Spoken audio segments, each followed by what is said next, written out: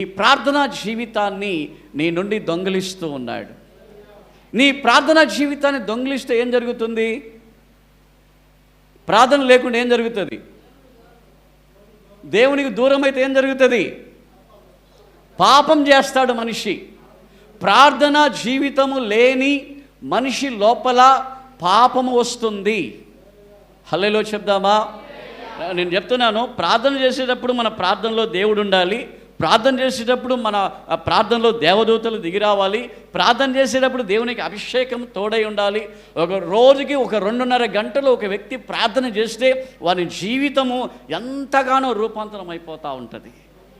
పాపపు ఆలోచన రాదు, పాపపు కోరికలు రావు, లేకపోతే అబద్ధాలు రావు, బూతులు రావు, మోసాలు రావు, దొంగతనం రాదు.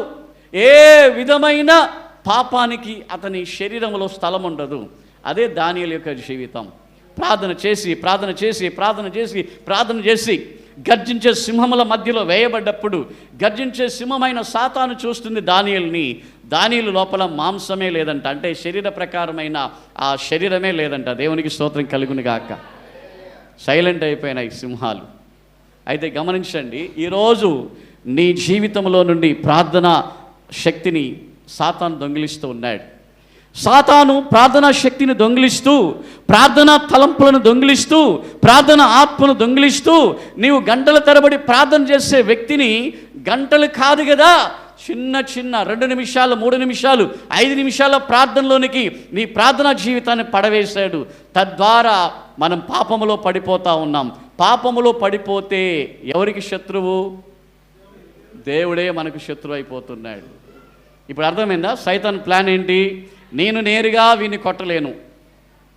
హల్లెలూయా. వాళ్ళ దేవుణ్ణే వానికి ఏం చేద్దాం? శత్రువుని చేద్దాం. అర్థమైంది నేను చెప్పేది? నేరుగా ఒక విశ్వాసిని నేను తాకలేను, నేరుగా నేను యేసయ్యను కూడా ఏం చేయలేను. అయితే ఏం చేస్తాను?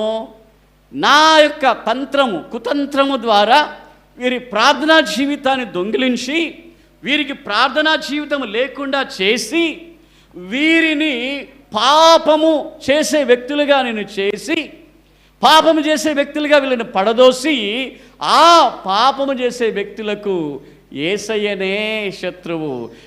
ఈ విశ్వాసులకు యేసయ్య శత్రువు అవుతున్నాడు. యేసయ్య వీళ్ళకి విరోధి అవుతున్నాడు. హల్లెలూయా చెప్దామా?